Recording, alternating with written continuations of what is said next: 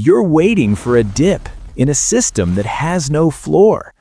You can hear the $35 trillion in US debt vibrating in your floorboards, yet you were still paralyzed by the thought that owning 10 million Satoshis is an insignificant gesture. The ground isn't steady. It is a thermodynamic sink, pulling every unit of your stored labor into a central point of systemic failure, while you measure your life in a currency that is actively being deleted. Your hard work is not a path to wealth. It is a resource extraction mechanism for the incumbents. You feel the drag. You see the numbers on your screen rise, while the quality of your existence narrows. Why does the math of 2026 prove that holding a mere fraction of a coin provides more purchasing power than a legacy salary? The exit door is narrowing. The discretionary debasement engine is already moving against you. The relentless hours you log at the office are not a contribution to your future. They are the primary fuel for a structure designed to siphon energy before it can crystallize into wealth. Most allocators are still clinging to whole unit narcissism. They believe that unless they possess a full integer, the effort is void. This is the Nominal Satisfaction Glitch, a cognitive defect that keeps the middle class chasing infinite decimals of worthless meme tokens, while institutions corner the hard supply. The Q1 2026 data confirms the expiry of the old retail window. Post-Genius Act liquidity has allowed massive sovereign entities to consume 7.4 times the daily mined supply. The 5-figure window is structurally welding shut, while you wait for a permission slip that will never arrive. This is fiscal dominance. The steering wheel of the global economy has been disconnected from the central bank and handed to the Treasury's debt requirements. Imagine a thermodynamic sink. In this environment, every unit of effort you exert generates heat that the system immediately absorbs to cool its own overheating debts. Running faster toward the bow of a sinking vessel does not alter the rate of water intake. It only ensures you are more exhausted when the final submersion occurs. Conventional wisdom regarding a diversified allocation died when the U.S. annual debt servicing costs crossed the $1.2 trillion threshold. This figure now exceeds the entire national defense budget. Mathematical reality has rendered 2% inflation a systemic impossibility. This is the absorbing barrier. The currency has crossed the event horizon where it can no longer buy back its former purchasing power. Every dollar printed to service this debt triggers the M2 elasticity coefficient. For every 1% expansion of the money supply, the price of absolute scarcity moves 2.65%. You are not witnessing a price rally. You are witnessing the currency's final surrender. The discretionary debasement engine performs exactly as intended. It siphons your time through direct extraction. It triggers collateral decay, and it provides a systemic subsidy to the incumbents.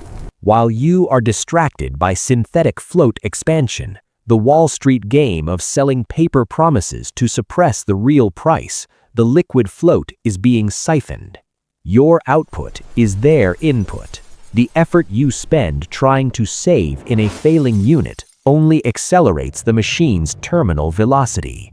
Your labor is the heat that keeps the sink operational, while your own oxygen supply thins. Why does the mechanism meant to preserve your labor, the bank balance, act as the primary drain on your vitality? To observe this failure in the physical world, we look at the technician inside the thermodynamic sink, a pressurized deep-sea habitat. The low-frequency, 60 Hz thrum of a transformer vault is the only sound. It is rhythmic, constant. It vibrates in his teeth. He feels the abrasive, salt-crusted grit of a burnt-out ASIC miner under his nails. The air is heavy with the metallic, ionized tang of a copper heatsink under maximum load. He is clutching massive tanks of toxic nitrogen, convinced they are oxygen because the gauge has been tampered with by the engine. He cannot fit through the narrow survival seal because he refuses to shed the bulk of his nitrogen. He is drowning in wealth that has no utility. This is the nominal satisfaction glitch in its terminal state. Your biology is being harvested as a raw commodity. The system provides just enough dopamine through the busy work of returns chasing to keep you compliant, but never enough to achieve escape velocity. You refresh the screen, you watch the red candles, you feel the cortisol spike. The 92% correlation threshold is the forensic proof of your hijack. Data confirms that retail cortisol levels are now chemically tethered to Federal Reserve liquidity cycles. When the sink expands, your stress recedes. When it contracts, you panic. This is synaptic decay. It is a biological lock that prevents long-term strategic action. You are programmed to sell your 10 million satoshis at the exact moment the institutions are bid-matching your fear. Your perceived indecision is not a personal flaw. It is an intended systemic outcome. The engine requires your emotional reactivity to balance its own books. A frantic mind is a predictable mind. It is a mind that can be liquidated. The cold sweat you feel in your Austin apartment when the monthly rent-to-income ratio crosses the 50% mark is not an accident. It is the physical manifestation of the debasement algorithm writing itself into your nervous system. You have been a sensor reacting to the heat of the sink. Emotional reaction is system profit. Cold execution is a system error. Your status as a component within the sink is terminated. The Predator's primary advantage was its invisibility. Once the mechanics of the discretionary debasement engine are exposed, the machine has nowhere to hide. You are no longer a passenger in a vehicle without a steering wheel. You are the operator. To neutralize the biological harvest, we deploy a neural write command. Stop observing 0.1. Begin observing 10 million units. The decimal point is a psychological fence designed to trigger the nominal satisfaction glitch. By deleting the decimal, you recalibrate your internal reward system to recognize that you are a multi-millionaire in the only currency that cannot be reproduced. This is a cold move. It breaks the dopamine loop that siphons your attention toward garbage assets. You are not buying a fraction. You are securing 10 million shares of the only finite energy sink in existence. The system relies on your participation in the synthetic float expansion.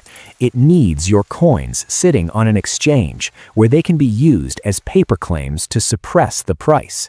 To disrupt this, we initiate the 0.1 extraction protocol. This is a clinical 12-month cumulative acquisition targeting 10 million satoshis. Every purchase is a strategic withdrawal from their liquidity pool. Each unit must be immediately siphoned into air-gapped cold storage. This move is non-negotiable. The data confirms why this maneuver is terminal for the incumbents.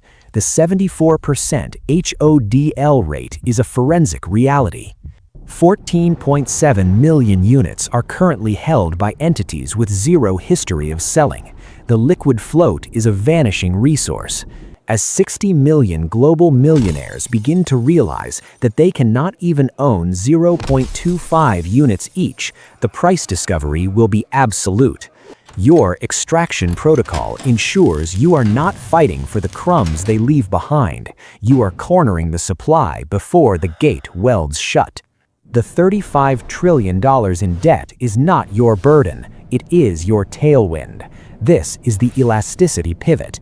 Every dollar the government prints to service its own interest creates an inverse pressure on the sink.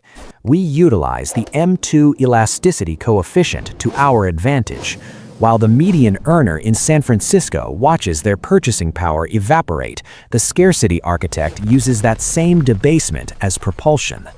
You aren't betting on an asset, you are shorting the failure of human discretion. Is your current strategy a blueprint for survival or a subsidy for the engine? Audit your results. If your labor is being stored in a unit that requires a bailout every 10 years, you are not an owner, you are a donor. To neutralize the structural friction, we deploy 3 specific countermeasures. First, denominational shift to bypass the glitch. Second, physical extraction to disrupt the synthetic float. Third, elasticity alignment to convert their debt into your velocity. The mechanism is seen, the operator is active. When the liquid supply of the world's only hard-capped asset hits zero, will you be the one providing the exit liquidity or the one holding the only keys to the gate? The choices you make within this liquidity window will compound with a mathematical ferocity that the human mind is not equipped to calculate. We are observing the law of compounding decay. A 1-degree tilt in the floor of the thermodynamic sink today creates a vertical, unclimbable wall in a decade. By 2036, the legacy system will have completed its transition into terminal fiscal repression. Millions in fiat will be a ghost number, a ledger entry capable of satisfying a tax obligation, but incapable of purchasing a single unit of sovereign energy. Neutrality is not a safe state. Doing nothing is an active choice to be liquidated. To remain in the failing currency is to volunteer as the heat that keeps the sink operational. You are no longer a component of the engine or a passive resident of the sink. You are the asset architect. Your trajectory is now decoupled from the discretionary whims of the debasement engine. As the asset architect, your identification of this structural rot is only the first layer. The true survival necessity lies in the looming 40s financial pivot. You must understand why your peak earning years are currently being harvested to decide between retirement freedom and permanent financial stress. The floor is not just tilting, it is being removed. In an era of infinite reproduction, math is the only form of sovereignty. The network doesn't care if you believe in it. It only cares if you are its fuel or its architect.